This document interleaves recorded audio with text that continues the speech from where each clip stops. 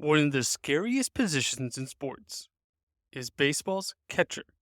Not many other positions have the ball thrown at them in excess of 100 miles an hour consistently every day, with the player holding a bat merely feet away. And it's hard to imagine that when they first started to play baseball, they had zero gear. We're going to get into the evolution of the catcher's gear today on Daily Sports History.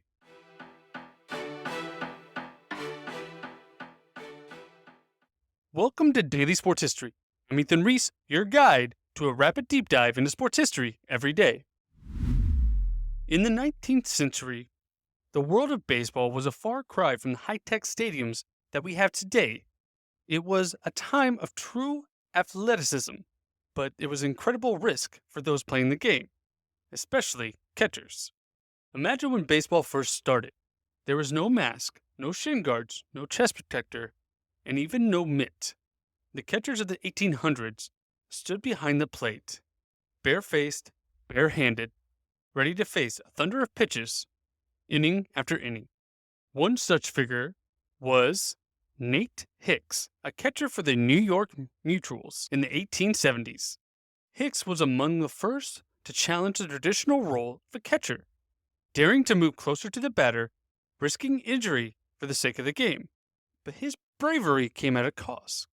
Hicks paid the price for his fearlessness. In 1873, a foul ball struck him, causing severe damage to his face, nearly costing him his right eye. Yet, despite the risks, catchers like Hicks continued to push the boundaries, embodying the resilience and determination of the sport.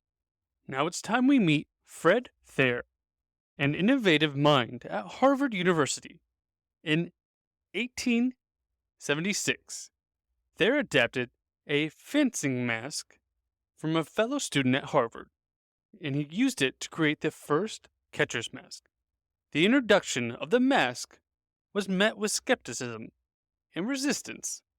Its initial purpose was for protection, but it soon became a symbol of the catcher's courage and determination. Then Roger Bresnahan, the catcher for the New York Giants, took another leap forward. In 1907, ignoring the ridiculous crowd, Roger donned shin guards for the first time, a move that sparked controversy. But the act was a turning point, paving the way for more acceptance for protective gear in baseball. The catcher's mask and shin guards were not merely pieces of equipment. They represented a shift in the mindset. As in the early 1900s, sports were very dangerous. Football had players dying, and baseball did have a few deaths as well. So safety became more a part of the game, as the game wanted to continue to grow, and if people were afraid of dying, they would not grow. These early ideas of equipment caught the eye of a pioneer in the game, Albert Spaulding, which we talked about when the Spaulding brothers started their company. And Spaulding helped revolutionize the game by starting to wear a glove. And this was something that catchers especially grabbed onto, providing more and more padding as they went. Nowadays, the design is thicker than any other glove on the field to help absorb some of the quick throws they get from the pitchers. One piece of the catcher's equipment that we see today is the chest protector, which is made out of foam and different materials. Now, but originally they used all different kinds of things for protection, such as leather, foam, padding, and t-shirts, or anything they could get to cover their chest, but still be lightweight enough for them to move and still play the game of baseball. Over time, the mitt, the mask, the glove, and the shin guards have all gone through major changes in their development. Now when you see a catcher take the field, they look like someone ready to go to war, and you almost can't see a spot where they can get hit by the ball other than their arms.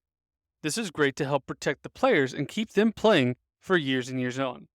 Because if a player went out there with no mitt, no protection at all, we would all hold our breath and be scared, because this would be a dangerous sport that may not be today. Thank you for listening to today's Daily Sports History. If you like this, follow us on our socials at Daily Sports History on Twitter, Instagram, Facebook, YouTube, and TikTok. We'd love for you to be part of our community as we continue to grow.